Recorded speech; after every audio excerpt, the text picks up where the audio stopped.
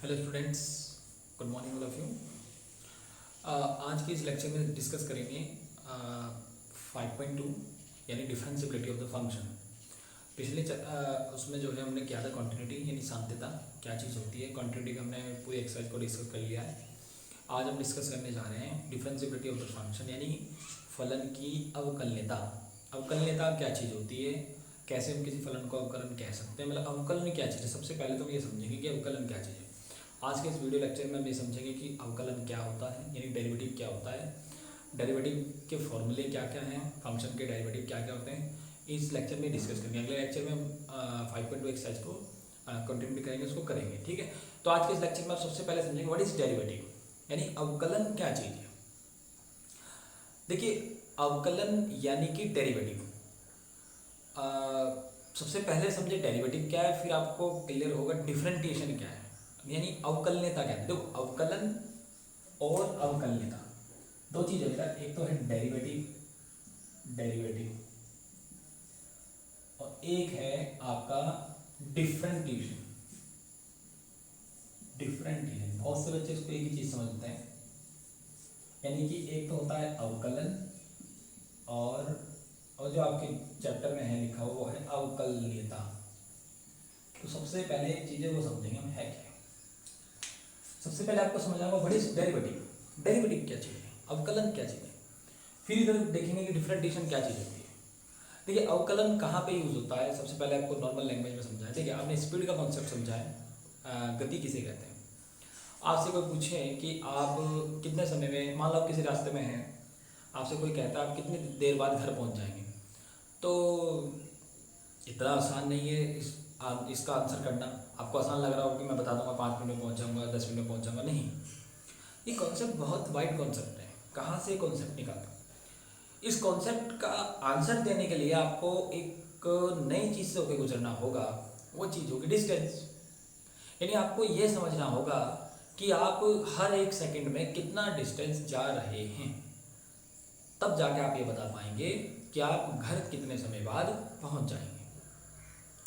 आप डायरेक्ट कहते हैं मैं 5 मिनट में घर पहुंच जाऊंगा, इसका मीनिंग क्या हुआ कि आप 5 मिनट में वो सारा डिस्टेंस कवर कर लेंगे जो आपका रह चुका है घर पहुंचने तक। यानी यहाँ पे एक नया कॉन्सेप्ट आता है, किसी चीज़ को रिलेट करने के लिए यानी वेलोसिटी को रिलेट करने के लिए, वेग को बताने के लिए आपको दो चीज़ों की जरूरत पड़ रही है, डिस्टेंस और टाइम। तो हम क्या देखते हैं वेलोसिटी बताने के लिए कि हमारा जो डिस्टेंस है, वेलोसिटी इक्वल टू वेग बराबर दूरी बटे समय, velocity equal to distance upon time. यानी हमारी जो डिस्टेंस है वो टाइम के साथ कैसे चेंज हो रही है, यानी डिस्टेंस कैसे बदल रही है। यानी कि एक सेकंड में क्या आप 10 मीटर चल पा रहे हैं, 20 मीटर चल पा रहे हैं, 30 मीटर चल पा रहे हैं। सपोज करो आपका घर है 100 मीटर, कितना है 100 मीटर दूर रहेगा जहाँ पे आप खड़े, ठीक है। और आपसे कोई पूछा आप कितनी देर में घर पहुँच जाएंगे, तो आपका आंसर होगा कि मैं 5 मिनट में घर पहुँच जाऊँगा। इसका मतलब हुआ कि आप 5 मिनट का मतलब सेकंड में निकालेगा तो मिनट में निकाल लेगा, 5 से डिवाइड करते इसको 20 आ रहा है। इसका मतलब आप 1 मिनट में 20 मीटर ट्रेवल कर रहे हैं। क्लियर। तो आपको जो इसका आंसर है वो बताया है कि 20 मीटर पर मिनट, यही आपकी वेलोसिटी है 20 मीटर। तो यहां पे एक चीज की जरूरत पड़ी, हमें टाइम की जरूरत पड़ी। इसको बोलते हैं किसी चीज की रेट। क्या बोलते हैं, रेट यानी दर।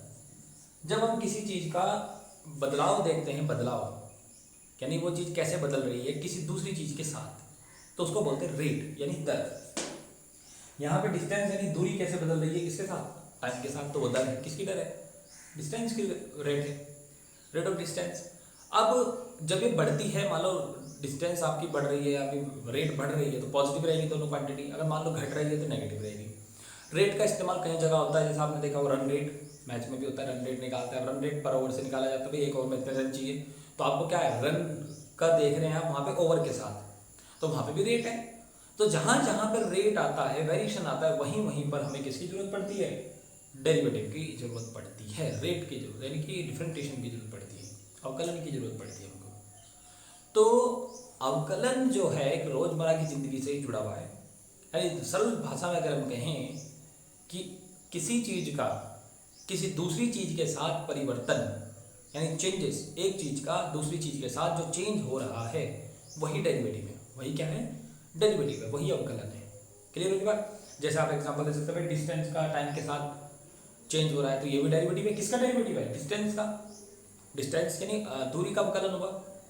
तो ऐसे करके बहुत सारे मतलब कि हम सभी फलनों के अवकलन निकाल सकते हैं। साइन का भी अवकलन होगा, कोस का भी अवकलन होगा, टेन का भी होगा, सबके डेरिवेटिव होंगे, क्योंकि सबका चेंज कुछ ना कुछ आ रहा है थीटा के साथ, एंगल के साथ, वहाँ पे भी कुछ ना कुछ चेंज है, किसी ना किसी एक वेरिएबल के साथ चेंज होगा ही होगा। जैसे सपोज करें साइन थीटा है, साइन थीटा का ग्राफ अगर आप देखें तो ये साइन थीटा का ग्राफ, साइन थीटा बदल रहा है, बार बार बदल रहा है, यहाँ पे कुछ और वैल्यू लेता है, यहाँ पे कुछ हो, यहाँ पे कुछ हो, किसके साथ, थीटा की वजह से बदल रहा है।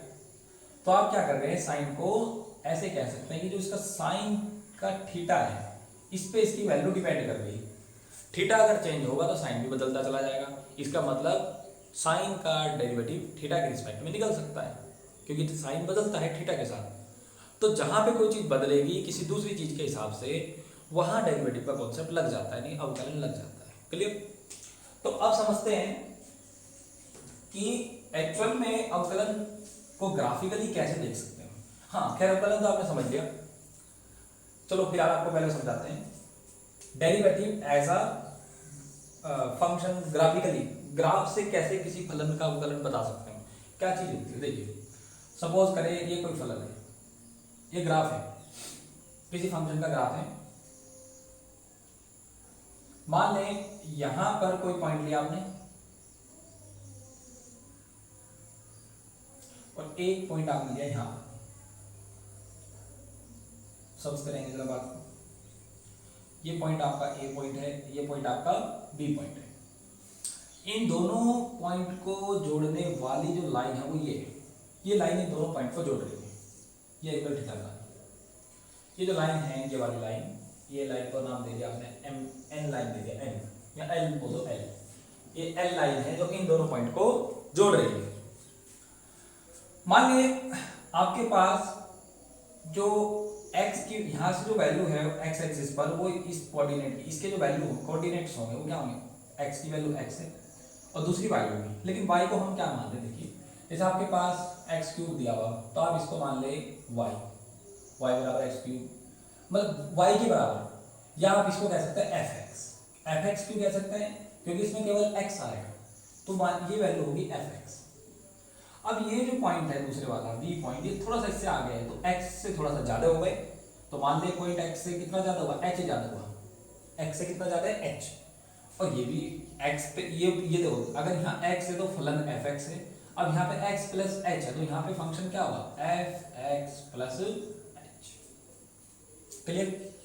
अब याद करो आपने 11th स्टैंडर्ड में पढ़ा है, दो पॉइंट को मिलाने वाली, दो बिंदु को मिलाने वाली रेखा की ढाल, slope of a line joining two points, दो पॉइंट को मिलाने वाली लाइन की स्लोप क्या होती है। स्लोप का फॉर्मूला अगर आपको याद हो, m बराबर y2 minus y1 upon x2 minus x1। याद करें अगर आपके पास दो पॉइंट दिए गए हैं x1 y1, दूसरा पॉइंट x2 y2, तो उसकी जो स्लोप होती है कितनी होती है, y2 minus y1 upon x2 minus x1। अब जरा ध्यान दें, y2 y वाला दूसरी जगह पे y वाला मानते हैं, पहली जगह पे x वाला। तो अब जरा आप ये बताइए है क्या, y2 की वैल्यू fx प्लस h, फिर माइनस y1 की वैल्यू fx अपॉन x2 की value x plus h and minus x से तो यहाँ पे x कैंसिल हो गया, तो हमारे पास जो फॉर्मूला निकल कर आया वो आया fx plus h minus fx upon h।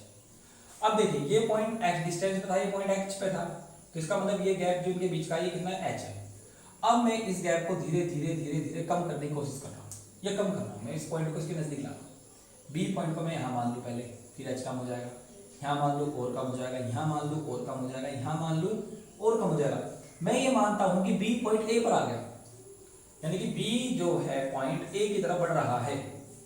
अगर बी पॉइंट ए की तरफ जाएगा, ये वाला पॉइंट इसकी तरफ जाएगा, तो ये जो h है ये कम होता चला जाएगा, this implies h tends to 0, h की वैल्यू 0 की तरफ को भाग जाएगी, क्योंकि h तो कुछ बचेगा ही नहीं।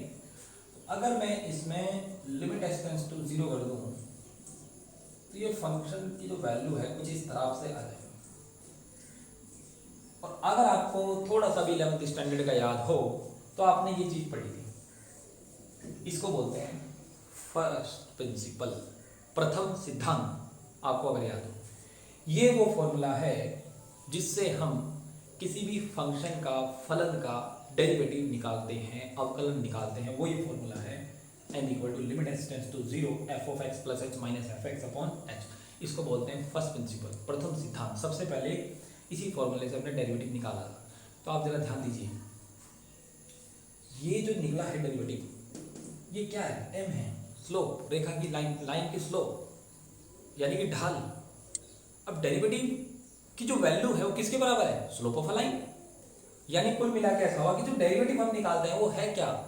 उस लाइन की स्लोप है जो उन पॉइंट से होकर जा रही है। तो ग्राफ में आप इस चीज से इसको समझ सकते हैं कि आपसे मुझे ग्राफिकल रिप्रेजेंटेशन क्या है डेरिवेटिव का। तो ग्राफिकल रिप्रेजेंटेशन डेरिवेटिव का होता है, ग्राफ के हिसाब से क्या मतलब है अवकलन का, कि जो अवकलन होता है किसी भी फलन का, वो उस कर्व के ऊपर दो पॉइंट को मिलाने वाली लाइन की इक्वेशन को रिप्रेजेंट, यानी लाइन की स्लोप को रिप्रेजेंट करता है। सपोज करें आप, मान लो साइन एक्स का ग्राफ है, मान लो ये साइन एक्स है, इसका आपने स्लोप साइन एक्स कुछ भी, तो आपने इसका क्या निकाला?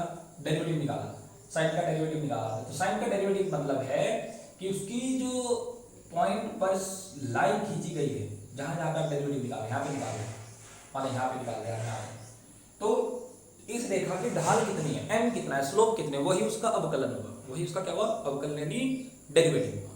ठीक है, तो डेरिवेटिव का आप इस तरह से समझ सकते हैं। आपको ये फॉर्मूला याद आ रहा होगा, n इक्वल ये limit h tends to 0 f of x plus h minus F X upon h। ये फॉर्मूला है बेटा जिससे डेरिवेटिव निकाला जाता था अभी तक। इसको बोलते थे फर्स्ट प्रिंसिपल, यानी कि प्रथम सिद्धांत। और ये कहां से आया? लाइन की इक्वेशन से आया। देखो, दो पॉइंट को मिलाने वाली रेखा की समीकरण से ये इजाद हुआ है। तो अब ऐसे करके हम क्या करते थे, जितने भी फलन होते थे, फंक्शन होते थे, हम सबकी डेरिवेटिव निकालते थे। आपने 11th स्टैंडर्ड में निकाले भी होंगे, साइन का निकाला आपने, कोस का निकाला, एक्स क्यूब का निकाला, एक्स स्क्वायर, किसी का भी निकाल सकते थे आप। लेकिन अब हम क्या करेंगे 12th स्टैंडर्ड में, अब तो आपको ये प्रोसेस पहले से पता है, अब हम इसको निकालेंगे नहीं अलग अलग सबका, हम पहले इसके स्टैंडर्ड फॉर्मूले लिख लेंगे जिनका हम पहले निकाल चुके हैं। वो फॉर्मूले को हमें रिमेंबर रखने हैं, उन फॉर्मूले के बेस पर ही हम जो है आगे के सम्स करेंगे, यानी जो पूरी एक्सरसाइज है उसको करेंगे। तो अब हम वो फॉर्मूले लिखने जा रहे हैं, वो समझ देखने हैं जो आपको लिखने हैं बेटा फॉर्मूले। ठीक है, वो उन फॉर्मूले के बिना एक्सरसाइज को हम टैकल नहीं कर पाएंगे, वो फॉर्मूले आपको जानना बहुत जरूरी है। तो अब देखते हैं अलग अलग फलों के डेरिवेटिव कैसे निकालते हैं। हाँ, अभी एक प्रोसेस हो रहेगी। अभी तक मैंने आपको डिफरेंशिएशन नहीं बताया क्या होता है। देखो, डिफरेंशिएशन क्या है? किसी फलन का यानी किसी फंक्शन का आपने डेरिवेटिव निकाला, इससे निकाला डेरिवेटिव निकाला किसी फंक्शन का, यानी किसी फलन का अवकलन निकालना ही क्या कहलाता है? अवकलनीयता, डिफरेंशिएशन। आपसे मुझे डिफरेंशिएशन क्या है? डिफरेंशिएशन का मतलब है किसी फंक्शन का डेरिवेटिव निकालना, किसी फलन का अवकलन निकालना ही क्या है? अवकलनीयता होती है। ठीक, तो आपको कुछ इंपॉर्टेंट डेरिवेटिव मैं आपको बता देता हूं यहां से, जो आपको लिखने हैं। ठीक है, तो सबसे पहले ट्रिग्नोमेट्री के देख लेते हैं। dy by D X sine x, sine x का जो डेरिवेटिव है कोस एक्स होता है। अब थोड़ा सा एक चीज और समझा दें, डेरिवेटिव को किससे दिखाएंगे? अवकलन को दिखाने का तरीका क्या है? देखो, मान लीजिए आपके पास फंक्शन है कोई भी, आप उसका अवकलन कर रहे हैं एफ एक्स मान लो, तो आप इसको दो तीन तरह से निकाल सकते। या तो आप ऐसे लिख दो dy by D x F x, इसका मतलब भी है कि आपने एफ एक्स का क्या कर दिया? अवकलन कर दिया, डेरिवेटिव कर दिया। कोमा, यहाँ आप इसको ऐसे लिख दो capital D F x, capital D F x का मतलब भी यही है कि आपने इसका क्या करा? डेरिवेटिव करा। या आप इसके ऊपर लगा दो डैश, क्या लगा दो? डैश, तो इसका मतलब भी यही है कि आपने इसका डेरिवेटिव किया, यानी अवकलन किया।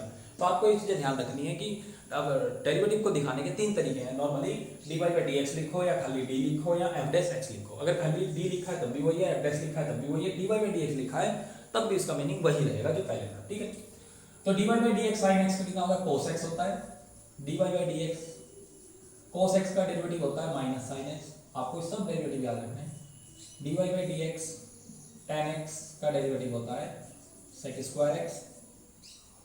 dy बाई डी एक्स यहाँ से cot x का लिख लें minus cosec square x 5 dy by D X, ले यहाँ से आप कोसेक x तो बराबर minus cosec x into cot x, और 6 derivative left dy by D X यहाँ से अगर हम लें सेक एक्स का लें तो sec X into tan X, ठीक है। तो ये 6 डेरिवेटिव आपके सिंपल ट्रिग्नोमेट्रिक फंक्शन के। अब मैं सारे डेरिवेटिव यहाँ पे लिख देता हूँ, फिर आपको एकदम आपको समझा देते हैं, ठीक है।